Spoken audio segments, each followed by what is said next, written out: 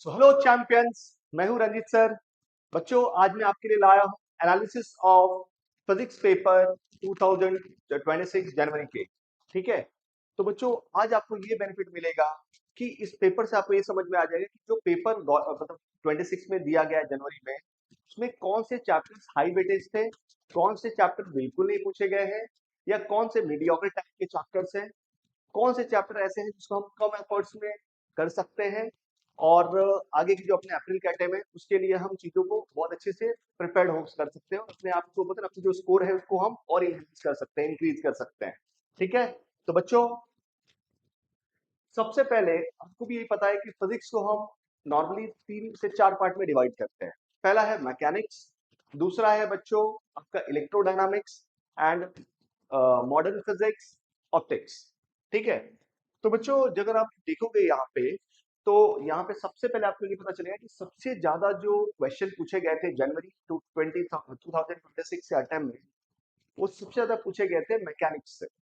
ठीक है। एंड उसके बाद था इलेक्ट्रिसिटी, मतलब इलेक्ट्रोडायनामिक्स का पार्ट, 26% मतलब 78 क्वेश्चन पूछे गए थे। And modern physics and optics से 20%, लगभग 60 क्वेश्चन पूछे गए थे। ठीक है। तो बच्चों, यहाँ पे सबसे पहले मैं बात करूंगा आपको मैकेनिक्स के बारे में।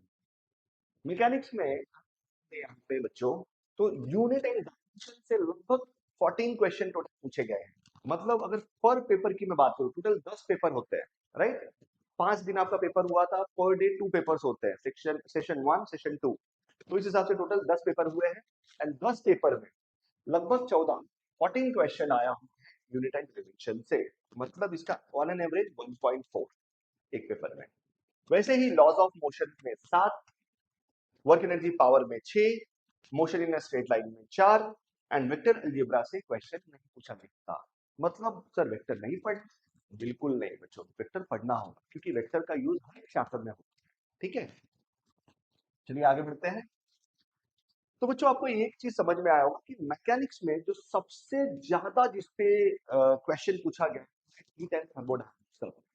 देखिए, इसमें 20 क्वेश्चन पूछे गए। कितने? 20। मतलब पर पेपर 2 क्वेश्चंस। और बच्चों, ये हीट एंड थर्मोडायनामिक्स है, अगर हार्डली 2 से 3 दिन अच्छे से पढ़ लो तो आप इसको इजिली कवर कर सकते हो।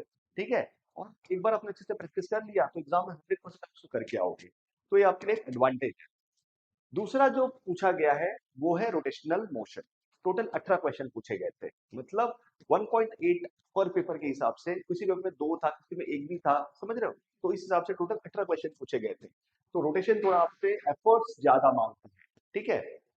दिन बच्चों है, आप देखोगे कि properties of matter. Properties of matter मतलब फ्लूइड मैकेनिक्स एंड इलास्टिसिटी है। इन दोनों से को मिलाकर लगभग 14 क्वेश्चन पूछे गए हैं। ठीक है।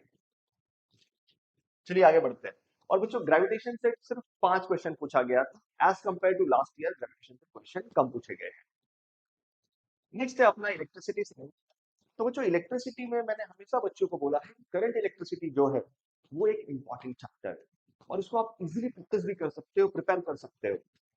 उससे पूछा गया है टोटल 20 क्वेश्चन, जो आपकी स्क्रीन पे भी आप देख सकते हो। मतलब पर पेपर 2 क्वेश्चन आए हुए हैं।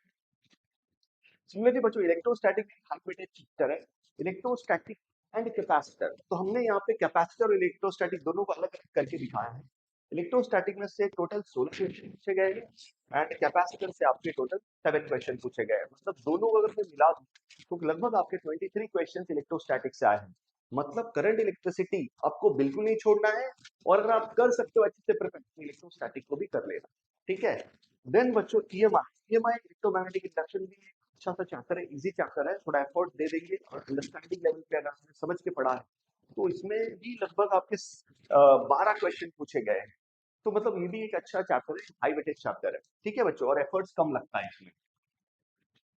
तो यहाँ पे जो magnetic effect of electric current है बच्चों, इससे पूछा गया है टोटल आपके 7 क्वेश्चन इसके, एंड इसकी प्रॉपर्टी से 2 क्वेश्चन, मतलब टोटल 9 क्वेश्चन पूछे गए हैं कि मैग्नेटिक मटेरियल इलेक्ट्रिक करंट से। ठीक है। एंड बच्चों, वेव्स में ईएम वेव्स बच्चों एक बहुत ही छोटा सा चैप्टर है, जो हार्डली आप 3 से 4 से 5 घंटे में प्रिपेयर कर सकते हो। और 1-2 घंटा एक्स्ट्रा और लगा दीजिए, किसी की स्पीड कम होती है, किसी की ज्यादा होती है। तो यहाँ पे ईएम वेव्स से 10 क्वेश्चन आए हुए हैं। पर पेपर एक क्वेश्चन आता ही है, और ईएम वेव्स एक दिन के अंदर बहुत अच्छे से कॉन्फिडेंटली प्रिपेयर कर सकते हो। उसके बाद है अल्टरनेटिंग करंट, तो एसी सर्किट बोलते हैं अल्टरनेटिंग करंट।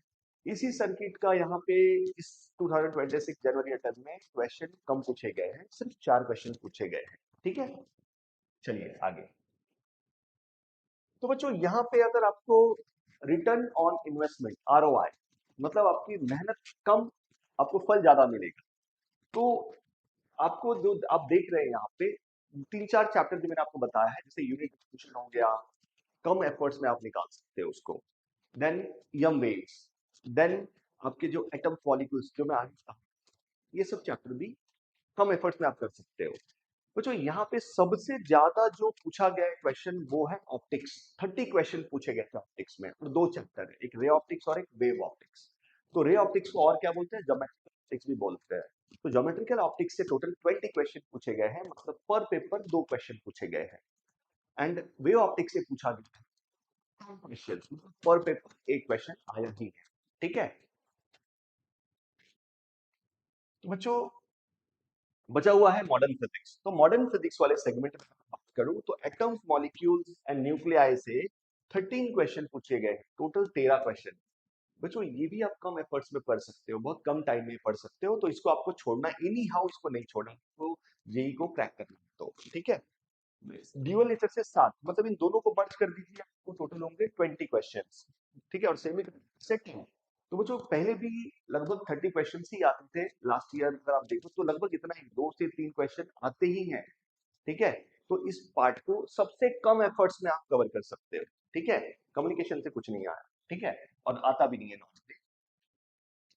तो हम यहाँ पे देख रहे हैं कि मेन चैप्टर्स जो 20 क्वेश्चन जो कैरी कर रहे हैं या उसके आसपास, वो है current electricity, heat and thermo, geometrical optics, rotational motion. तो ये टोटल आपका ये 4 चैप्टर जो 4 टॉपिक है मिलके ही 31% आपका टोटल, मतलब 100 में से 31 मार्क्स कवर कर रहे हैं। ठीक है, तो इस पे जरा ध्यान देना।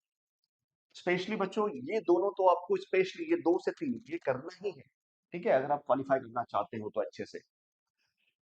वो जो यहाँ पे मैंने आपको समझाया था पहले कि फास्ट जो है, फास्ट प्रिपरेशन, मतलब मैंने बताया भी आपको कि यूनिट डायमेंशन आप अच्छे से कर लेना। देन एक दिन के अंदर आप कर सकते हो ईएम वेव्स। देन आपका एटॉम मॉलिक्यूल्स देख लिया है, जो भी मॉडर्न फिजिक्स से 3-4 चैप्टर्स हैं उनको अच्छे से कर लेना। तो ये बहुत फास्ट प्रिपरेशन हो सकती है आपकी, 3 से 4 दिन में आप कर सकते हो आराम से। बच्चों ये है इसेंशियल पिलर्स, मतलब ईएमआई आपको करना है, करंट इलेक्ट्रिसिटी आपको अच्छे से करना है। करंट इलेक्ट्रिसिटी अगर कर सकते हो तो रे ऑप्टिक्स बिल्कुल मत छोड़ना, और वे ऑप्टिक्स, क्योंकि इन सबसे आपके जो स्कोर है वो हाई होगा, आपका जो परसेंटाइल है वो इंक्रीज होगा। ठीक है, तो बच्चों आज के लिए इतना ही, मैं आपसे जल्दी फिर से मिलूंगा। Thank you, and I hope कि आप अच्छे से प्रिपरेशन करोगे और इस वीडियो से आपको हेल्प मिलेगा। Thank you.